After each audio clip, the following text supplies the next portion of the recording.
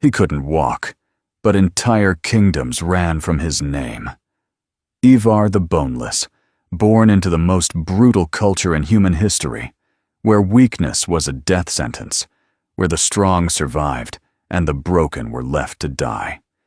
He came into this world with bones that bent, legs that couldn't carry him, a body that screamed limitations from the moment he drew his first breath. By Viking standards, he should have been nothing. He became everything. His own men carried him into battle on a shield. Think about that. The most feared commander in Viking history had to be carried to the fight.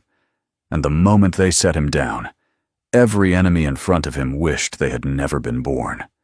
He didn't conquer England with strength. He conquered it with something far more dangerous. Rage turned into strategy. Pain turned into patience.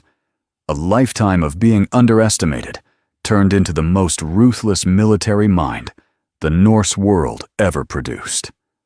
Epictetus said, "It is not what happens to you, but how you react to it, that matters." Here is what that really means. Ivar had every reason to be bitter, every reason to collapse, every reason to accept the story the world wrote for him the moment he was born. He rewrote it instead. While every other Viking built their power in their arms, Ivar built his in his mind. He studied his enemies.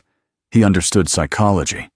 He knew that fear was a more powerful weapon than any sword, and he used it deliberately, surgically, without mercy. The world told him his body was the problem. He decided his body was irrelevant. Most people will never face what Ivar faced, and yet they are more paralyzed than he ever was.